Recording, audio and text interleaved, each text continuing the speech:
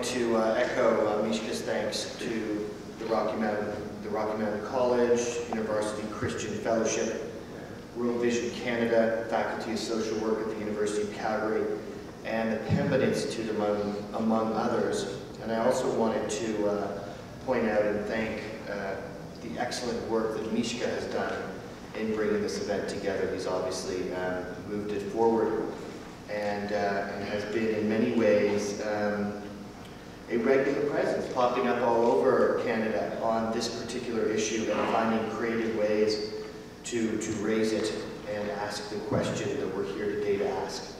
As Mishka said, my name is Saul. I'm the Executive Director of Climate Action Network Canada. We're a coalition of about 50 Canadian organizations that are working together to promote action on climate change. There was a time when you might have said we're a coalition of mainly environmental organizations. We do have pretty much all of the major environmental organizations in Canada on the in the network. So Pembina Institute, WWF, David Suzuki Foundation, Greenpeace, Sierra Club, etc., as well as a lot of the regional environmental organizations that you might only know if you were from that particular area, like Terra Quebec or Toronto Environmental Alliance in Toronto. But Climate Action Network has always been to some degree and is now much more than a coalition of environmental organizations. It also includes leading labor unions like the Canadian Labour Congress and the Canadian Union of Public Employees, the largest union in Canada. It includes national Indigenous peoples organizations. The Assembly of First Nations is represented on our board by Regional Chief Bill Erasmus, who's the chief of the Dene Nation. Youth groups like the Canadian Youth Climate Coalition, the Sierra Youth Coalition. Faith-based networks, the United Church of Canada is on our board of directors. Kairos is also on our board of directors, which is a federation of 11 churches and church organizations. And increasingly, also international development organizations. Oxfam Canada sits on our board of directors in the Canadian Council for International Cooperation, which is itself a network of 100 organizations working on international development issues, is an active member in Climate Action Network Canada. And so, one thing you might ask yourself is, why such a diversity of organizations coming together to work on this problem? And I would argue, and I'm going to argue tonight, that it's because, in fact, climate change is the great moral challenge facing our generation. And what I'd like to do is talk a little bit about what I mean by that, and walk you through what, for me, are some of the factors that go into thinking through that issue, this issue, and how I arrive at the very, very central role that ethics and morality need to play in the way in which we move forward to address this issue. First, a couple successes in terms of taking action on climate change in recent years. I think one of the successes is we have come a long way in terms of Canadians generally becoming convinced that this is a problem, okay?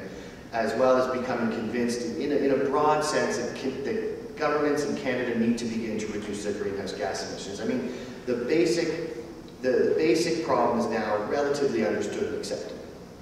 That is, global warming is caused by the largely man-made blanket of carbon dioxide that blankets the Earth and traps in heat. Over the last couple of centuries, as humans have burned more coal, oil, and gas to meet our energy needs, that blanket has thickened noticeably and disrupted the natural process that cooled our atmosphere and ensured that the planet didn't overheat. Okay? Today, enough heat isn't getting out. And if we're going to protect the planet from these warming effects, we need to invest in science and new sources of energy to stop thickening that blanket of CO2. And we also need better incentives to help governments and corporations get their heads out of the sand and start innovating our way out of this problem. I think in general, Canadians are ready to accept that issue. And that is important progress that has largely been made in the past 5 years, but we still face huge challenges. The world is already warmed by about 0.7 degrees Celsius, and we're already experiencing impacts. So climate change is no longer something that may happen in the future. It's happening now, and that's increasingly and widely recognized. Governments are also beginning to take relatively specific targets. So the European Union, and more recently the G8 leaders, including Canada, have set a goal of limiting warming to 2 degrees Celsius above pre-industrial levels. And they argue that anything more would be dangerous for life on Earth and risk triggering tipping points that would set off runaway climate change. So this was a statement and a commitment that the existing Canadian government also signed on to. In order for us to have a reasonable chance of keeping global warming below this 2 degrees scenario, we have to take serious action in the next 10 or 15 years, or it may be too late. And right now, we're really not on course to make that happen. The International Energy Agency is an international body made up of mainly OECD wealthy countries from around the world, including Canada, and every year they put out something called the World Energy Outlook. And the World Energy Outlook is what, from their perspective, is probably a realistic assessment of what the world is currently doing and what they're going to do and what they need to do in order to meet their energy needs. And they're not an environmental organization. They routinely, every year, recommend trillions and trillions and trillions of dollars of investments in fossil fuels. And they routinely do that without any kind of reflection on what the impact of those fossil fuels would be. So they wouldn't consider themselves in any way an organization that has been involved in the climate change debate, quite the opposite in some ways, though they are involved in some important research in the area.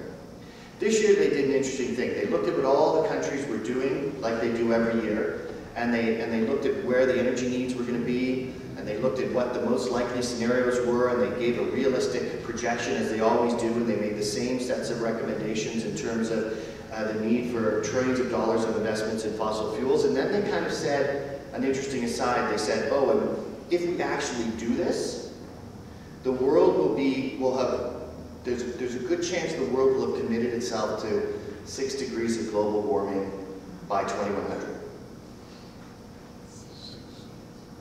So this was something that the Intergovernmental Panel on Climate Change, which is the largest authority in the world on the climate question, a conclusion that it had come to a couple of years, that a business as usual scenario was taking us towards a 6 degree scenario. But it's hard to get your head around what that actually means. The last time the world was in an ice age, when most of Canada would have been covered by a blanket of ice about 2 kilometers thick, and life in large parts of Canada would have been impossible as a result of that. The world was only on average 5 degrees colder. The last time the world was 6 degrees warmer, or 5 degrees warmer, was probably about 30 or 50 million years ago. And the last time the world was 3 degrees hotter has probably been a few million years. So National Geographic, for instance, when it looked at the question of what a 5 or 6 degree scenario would look like in terms of global warming, said, quote, it's like something out of a disaster movie. A 6 degree global average temperature rise in the next 100 years could render the world something completely different. And that is exactly what would likely happen. Under a 5 or 6 degree scenario, agriculture would be destroyed in large parts of the world, and life would be impossible over much of the planet. Large parts of southern Europe would look like the Sahara, major rivers of the world would dry up in the dry season, and literally billions of people would be on the move as a result of that.